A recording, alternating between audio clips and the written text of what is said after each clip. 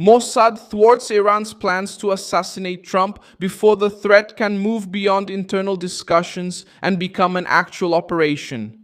Israeli intelligence arrived in Washington amid the new surge of tension in the Middle East and put the President of the United States back at the center of the revenge promised by Tehran. The Wall Street Journal revealed on July 9, 2026, that Israeli officials provided information about an alleged new Iranian plan against Donald Trump. Hours later, an update attributed to journalist Barak Havid, citing two senior American officials, downplayed the scope of the revelation. The material did not show an organized action, with a team, date, location, or defined method. What existed were Iranian figures discussing the possibility of targeting the individuals mentioned. The regime has already been linked to formal accusations of plots against Trump. They keep the president as a symbol of Qasem Soleimani's death, and now use Ali Khamenei as another reason to call for revenge. Israel acted before the conversation could take shape, destroyed the element of surprise, and put Washington on high alert. What exactly was intercepted? How did Israel get that close to these conversations? I'll explain shortly. If you like this kind of straightforward content with no beating around the bush, consider subscribing because we have videos like this every day. The initial information described the content delivered by Israel as a sign of a new Iranian attempt to kill the President of the United States.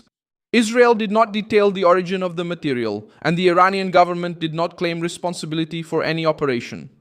The difference between threat, intention, and operational plan started to dominate the debate. Barak Havid brought the correction, but is it important? Iranian figures would be discussing the matter without the elements that usually indicate an action already underway. There was no public confirmation of chosen agents, set schedule, or operational preparation. The initial version lost strength, but the political problem remained. Members connected to the regime were discussing killing Trump in the middle of the war, while Washington was trying to decide if there was still room to negotiate. The Israeli actions hit the most sensitive and contemptible point of American security. Even without public proof of an operational plot, early sharing allows for reinforcing Trump's protection, tracking contacts, and preventing an idea from moving forward.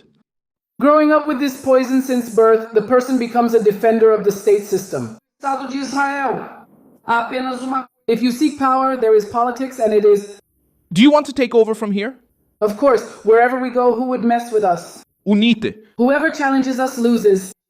2 weeks after the Six-Day War, the War of Attrition began. 6 years later, there was the Yom Kippur War. Many describe those years as phenomenal. That's when the Mossad emerges as a decisive player. Israel didn't have to wait for an attempt to begin to put Washington on alert. The immediate effect was to end the element of surprise, expose the threat discussed behind the scenes, and increase the cost of any Iranian move. The history prevents the case from being treated as just talk. In November 2024, the United States Department of Justice charged Fahad Shakiri. Shakiri was identified as an operative of the Revolutionary Guard, tasked with monitoring and preparing the assassination of Trump. According to the indictment, the regime was seeking revenge for the American operation that killed Qasem Soleimani in Baghdad in January 2020. Shakiri remained in Iran, while other members linked to the network were arrested in the United States. That case presented names, contacts, orders, and tasks. The new alert has not yet reached that level publicly, but it has emerged within a history that has already produced concrete criminal charges. Trump knows that he is not facing an ordinary threat. During the NATO summit in Ankara, he once again mentioned that he appears on Iranian lists and described the regime's leaders as dangerous. The security for the trip received increased attention, and the new information from Israel emerged while Trump and Benjamin Netanyahu were in contact about American actions in the Gulf. Even with disagreements about the pace of the war and a possible diplomatic solution, the two governments remain connected through intelligence and the goal of preventing Iran from turning rhetoric into attack. Iran's motivation became even stronger after the death of Ali Khamenei. The former supreme leader was killed on February 28, 2026 in Tehran during an offensive by the United States and Israel. His funeral ended in Mashhad after several days of observances in Iran and Iraq, with cries and banners calling for revenge against Trump, Netanyahu, and other officials. Iranian state media claimed that more than 43 million people took part in the events, a number that has not been independently verified and would represent a huge portion of the Iranian population.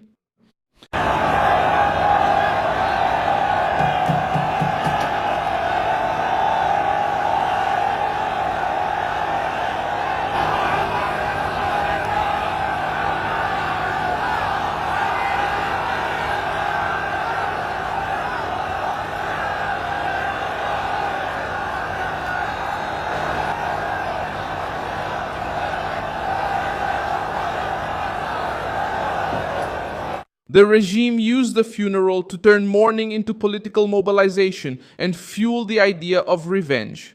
This environment explains why discussions about killing Trump would come up among Iranian figures. Soleimani was already being used as justification for threats against members of the American government. Khamenei increased the symbolic weight of revenge. The regime tries to show that the death of its commanders and leaders will have a price, but it faces a deep vulnerability.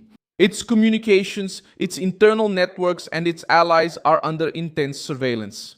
The more officials speak, the greater the chance that Israel will pick up signals and pass the information to the United States before any idea matures. The warning came amid negotiations that were already close to collapsing. Trump declared that the agreement with Iran was over after new attacks in the Strait of Hormuz and authorized new military actions. At the same time, members of his team continued working through technical channels. Qatar, Pakistan, Turkey, Egypt, and Saudi Arabia maintained contacts with Washington and Tehran to prevent a complete collapse. Regional mediators were trying to restore the agreement, while the White House considered new military measures and sought to reopen the Strait of Hormuz. The information circulating among mediators indicates that part of the new escalation may have originated within the regime itself, among groups opposed to the agreement. The suspicion is that hardline elements used attacks in the Gulf to provoke an American response and shut the door on diplomacy. This interpretation still needs confirmation, but it matches the internal dispute visible at Khamenei's funeral, when supporters of negotiation were harassed by groups demanding revenge and war. One Iranian faction is trying to buy time, reduce military pressure, and preserve what remains of the regime's structure. Another faction is betting on escalation, using the Strait of Hormuz as leverage, and treating any conversation with Trump as surrender. The military pressure is also taking a toll on the United States. The Strategic Petroleum Reserve has dropped to its lowest level since April 1983. The government released oil to reduce the effects of the war and of Gulf disruptions on prices. Trump continues to put pressure on Iranian positions, but he needs to prevent the conflict from turning energy into political weakness at home.